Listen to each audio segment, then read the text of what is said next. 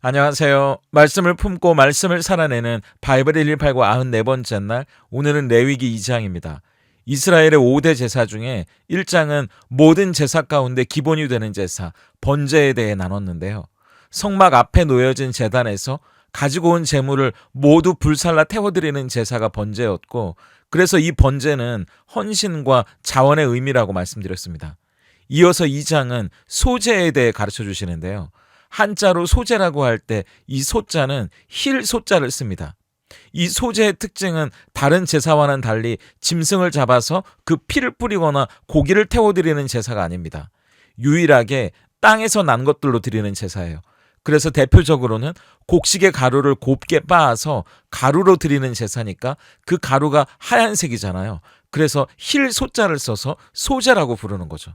그래서 우선 소제의 제물은 아까 말씀드린 대로 곡식의 가루, 그리고 기름, 유향, 소금 4가지입니다. 그리고 이 소제는 2가지의 특징을 갖는데요. 첫째, 다른 제사와 함께 드려지는 경우가 대부분이었다는 겁니다. 번제를 드리고 난 뒤에 혹은 화목제를 드리고 난 뒤에 짐승의 고기를 태우면서 함께 가루를 불살라 드리게 되는 식입니다. 왜냐하면 둘째, 이 소제는 전부를 드리는 것이 아니라 일부를 드리는 거거든요. 예를 들어 제가 보리 농사를 지었는데 잘 돼서 큰 통에 보리를 곱게 빻아 가루로 가지고 온다고 해도 하나님 앞에 드리는 건 손으로 그 중에 한 움큼만 드리게 되는 겁니다. 나머지는 어떻게 하냐고요? 이미 가지고 온 제물은 3절에 보면 지극히 거룩한 것으로 여기신다고 말씀하셨기 때문에 제사장들의 몫으로 떼어주게 되는 거죠. 그래서 이 소제는 제사장들이 생활하는데 중요한 도움이 됐을 겁니다. 그래서 그 중에 한 움큼만 쥐어서 제단불에 뿌려서 태워 올리는 제사이기 때문에 다른 제사와 함께 드리는 경우가 대부분이었다는 거죠. 그리고 소제가 우리말로는 곡식가루로 드리는 제사라는 외적인 형태에 관한 이름이라면 히브리 말로는 민하라고 해서 드린다, 선물이라는 뜻으로 소제의 성격에 관해 알려줍니다. 그래서 학자들은 하나님으로부터 죄를 용서받거나 관계가 회복되는 것을 목적으로 드리는 제사와는 달리 소제는 그 자체로 올려드리는 것이 의미 있는 제사라고 이야기해요.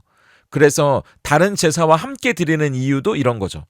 번제를 통해 하나님이 우리에게 진노가 아니라 용서를 주시는 것에 대해 이 소제로 감사와 찬양을 올려드리는 겁니다.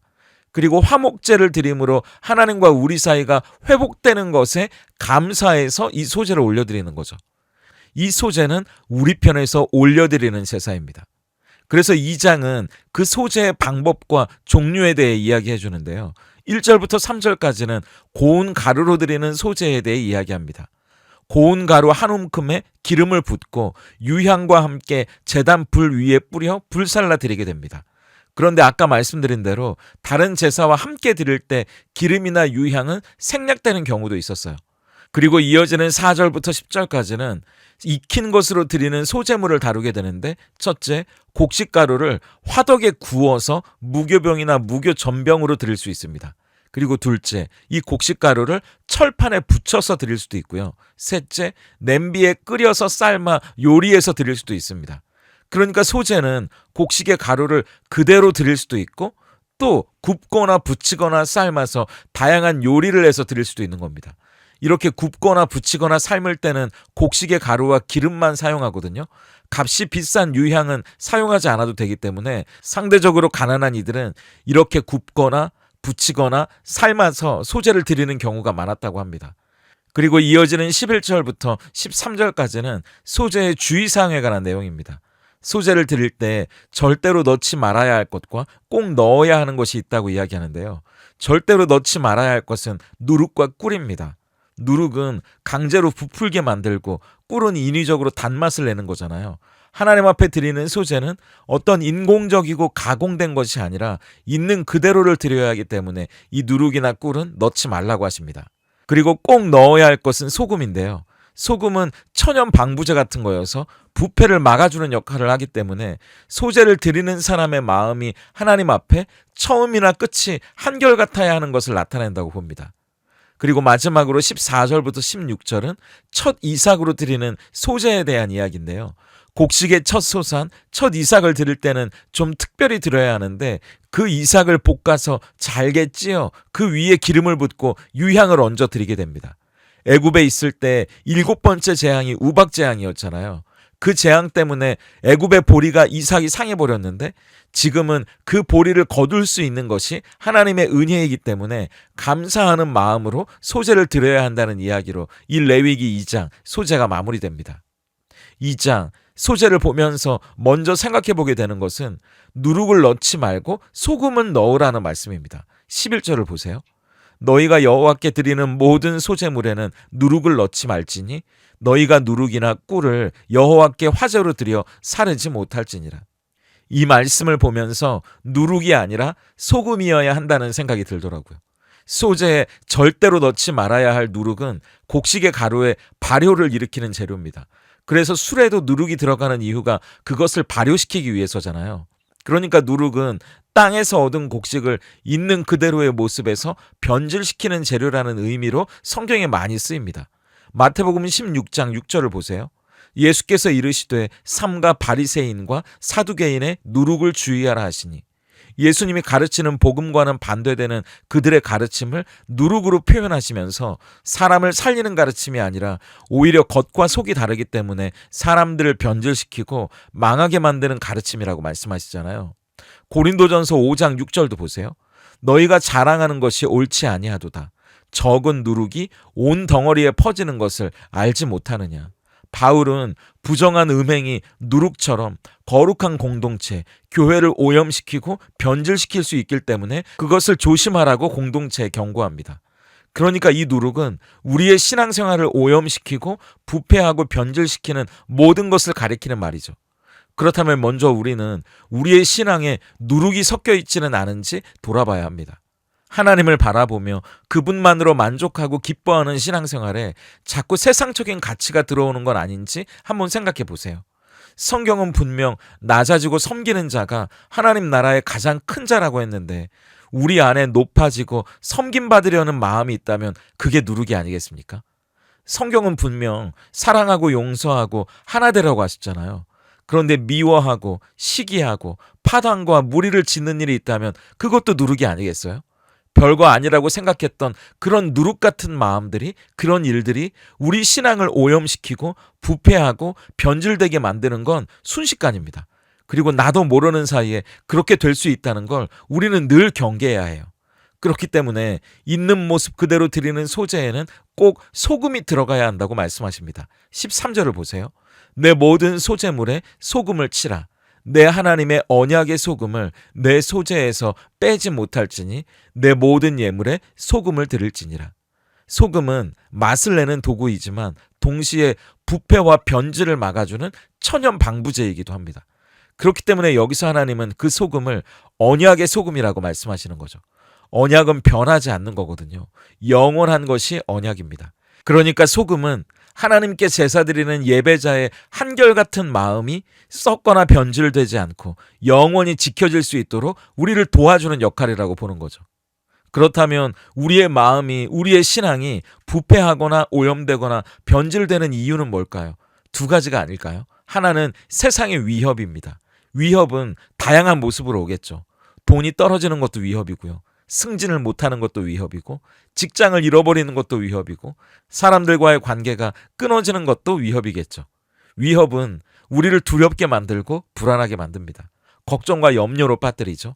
그러면 하나님을 향한 한결같은 신뢰가 무너집니다. 하나님은 하나님이고 나를 살려줄 것을 붙들어야겠다는 마음이 드는 겁니다. 그리고 또 하나는 세상의 유혹이에요. 위협 앞에서도 우리의 마음은 무너지지만 달콤한 유혹 앞에서도 한결같은 마음이 무너지는 경우도 허다합니다. 존경받는 누군가가 돈의 유혹에 넘어가거나 이성의 유혹에 넘어가거나 권력의 유혹 앞에 속수무책으로 넘어지는 일들은 이제 너무나 흔한 일이 되어버리지 않았습니까? 그렇기 때문에 하나님 앞에 한결같은 마음일 수 있도록 우리를 지켜주는 소금이 필요합니다. 참 감사하게도 저희 교회를 매주 찾아주시는 새로운 분들이 참 많이 계시는데요. 몇 주 전에도 낯선 분이 함께 예배드리게 돼서 예배를 마치고 악수를 청하러 가다 보니까 중학교 때 친구가 찾아온 거더라고요. 중학교를 졸업하고 한 번도 못 봤던 친구인데 정말 35년 만에 만났습니다. 그런데 이 친구가 몇 년 전부터 신앙을 갖게 됐고 제가 어떻게 지내는지 궁금하던 차에 유튜브에서 저를 보고 찾아온 거더라고요. 예배 후에 몇 시간 동안 이야기를 나누면서 친구가 목회자가 됐으니까 저에게 이런저런 얘기를 하더라고요. 목회자가 첫 마음을 잃어버리고 변질돼가는 모습에 실망과 상처를 적지 않이 받게 됐다는 이야기를 하면서 친구야, 너는 그러지 마라. 그렇게 이야기하는데 그게 꼭 하나님이 그 친구를 통해서 저에게 들려주시는 이야기 같았습니다. 우리에겐 누룩이 아니라 소금이 필요하다는 이야기를 드리지만 사실 교회 안에서 가장 누룩 같은 존재가 저 같은 목회자일 수도 있겠다는 생각을 하게 돼요. 겉과 속이 다른 누룩 같은 사람이 내가 아닌지, 아까 이야기했던 대로 낮아지고 섬기는 자가 아니라 높아지고 섬김받으려는 누룩 같은 사람이 내가 아닌지 돌아보게 되더라고요. 목회자가 제일 위험한 누룩인 이유는 그 영향력과 전파 속도가 제일 크기 때문입니다. 그리고 무서운 건 제가 오염되고 부패하고 변질되면 모두가 그걸 알아차리게 되어 있다는 거예요. 제가 숨긴다고 그게 숨겨지겠습니까? 누룩은 발효가 되고 변질돼서 냄새가 나게 되어 있잖아요. 저만 잘 숨기고 있다고 생각할 뿐 사실 모두가 알고 있는 겁니다. 그게 더 부끄러운 거죠. 벌거벗은 임금님처럼요.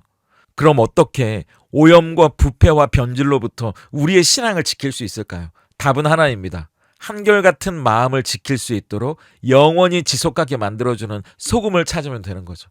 그 소금이 어디에 있을까요? 히브리서 13장 8절입니다. 예수 그리스도는 어제나 오늘이나 영원토록 동일하시니라. 여러분, 어제나 오늘이나 영원토록 동일하신 유일한 소금은 예수님이십니다. 우리의 노력이나 열심, 내 생각과 의지가 우리를 한결같은 믿음이 되도록 해줄 수 있을까요? 아니요. 그 노력이, 그 열심이 오히려 그 사람을 변하게 만드는 경우를 저는 참 많이 봤습니다. 자기만의 생각과 의지가 나도 모르는 사이에 내 고집이 되고 그것이 나를 엉뚱한 길로 이끄는 경우를 저는 또 많이 봤거든요. 그러니까 어제나 오늘이나 영원토록 동일하신 예수님을 바라보는 것, 그것이 우리에게 필요해요. 세상의 위협과 유혹 앞에서도 한결같이 그 마음을 하나님께로 향하고 하나님의 뜻을 이루려 노력하신 예수님을 바라보는 것 말입니다. 그 예수님을 바라본다면 우리의 마음이, 우리의 신앙이 어떻게 부패하고 변질되고 오염될 수 있겠습니까? 우리가 어떻게 예수님을 뒤로 하고 화려하고 높은 길을 갈 수 있겠어요? 그분이 가신 길은 십자가의 길이었잖아요. 아무도 가려하지 않는 길이었잖아요. 솔직히 제 안에 저도 인간인데 슬며시 누룩 같은 마음이 올라올 때가 왜 없겠어요. 그런데 그 마음과 생각을 떨쳐버릴 수 있는 건 예수님을 생각하고 그분을 바라보는 것밖에는 없더라고요. 그분 앞에서 제가 누려야 한다고, 얻어야 한다고 생각하는 모든 건 다 부질없는 것이 되더라고요. 그러면 제가 가야 할 길이 분명해지는 겁니다. 예수님이 가신, 그분이 가신 길이 제가 걸어야 할 길이고 그분을 따르는 것이 얼마 남지 않은 제 삶을 가장 가치 있고 영광스럽게 만들어주는 것이겠다 싶은 거죠. 그게 목회자인 저뿐이겠습니까? 우리 모두에게도 동일한 거 아닐까요? 생각해보면 생각해볼수록 사실 우리는 다 죄인이고요. 우리가 누룩 같은 사람입니다. 그래서 우리에겐 소금이 필요한 거죠. 어제나 오늘이나 영원토록 동일하신 바로 그 예수님이 우리에겐 소금이고 우리에겐 그 소금 같은 예수님이 필요합니다. 우리의 첫 마음이 변하지 않도록, 우리의 신앙이 부패하거나 변질되지 않도록 그 예수님, 진정한 소금이신 어제나 오늘이나 영원토록 동일하신 그 예수님을 우리의 마음에 담는 겁니다. 그리고 하나님 앞에 기쁨으로 드려지는 소재의 삶을 저도 여러분도 함께 살아갈 수 있기를 마음 다해 응원해 봅니다. 오늘 바이블 1189 적용입니다. 첫째, 우리 안에 버려야 할 누룩 같은 모습이 있다면 무엇인지 한번 생각해 보세요. 나의 신앙을 변질시키고 부패하게 만드는 작은 틈을 찾아낼 수 있도록 기도해 보시면 좋겠어요. 그리고 마음을 나눌 수 있는 누군가와 함께 나의 그 부끄러운 부분을 솔직히 나누고 기도를 부탁해 보신다면 우리의 신앙에 도움이 될 겁니다. 둘째, 우리가 걸어야 할 길은 나의 길이 아니고요. 예수님이 걸어가셨던 길입니다. 내가 생각하고 바라는 길이 아니라 예수님이 가셨던 그 길을 가는 것이 우리를 부패와 변질로부터 막아준다는 사실이 어떻게 여러분께 느껴지시나요? 어느새 우리의 신앙이 십자가로부터 멀어지지는 않았는지 한번 돌아보시고 다시 십자가로 우리의 마음을 향해 보시면 좋겠습니다. 함께 기도하겠습니다. 아낌없이 주는 나무처럼 베풀기만 하시는 하나님께 우리도 감사와 찬양을 올려드릴 수 있다는 것이 참 기쁩니다. 우리에게 주신 귀한 곡식들을 자라게 하시는 분도 열매 맺게 하시는 분도 하나님이시니 그 곡식을 곱게 빻아 가루로 올려드리는 소재처럼 우리에게 주신 것들에 감사하며 주어진 것들로 하나님께 영광 돌리는 우리 성도님들 되게 하시옵소서. 우리 안에 버려야 할 누룩 같은 모습은 없는지 돌아봅니다. 늘 다잡는 첫 마음을 잃어버리지 않기 원하오니 하나님을 향한 마음과 신앙의 삶이 변질되지 않도록 우리를 붙들어 주셔서 한결같은 마음으로 주를 따르며 걸어가게 하시옵소서. 우리의 신앙이 십자가에서 멀어져 세상의 부귀와 영광으로 가까이 가지 않도록 붙들어 주실 것도 믿습니다. 어제나 오늘이나 영원히 동일하신 예수님의 등을 바라보며 걷기 원하오니 한 걸음 한 걸음 겸손히 우리에게 주어진 십자가의 길, 그 영광의 길을 힘차게 걸어가는 우리에게 하시옵소서. 예수님의 이름으로 기도드립니다.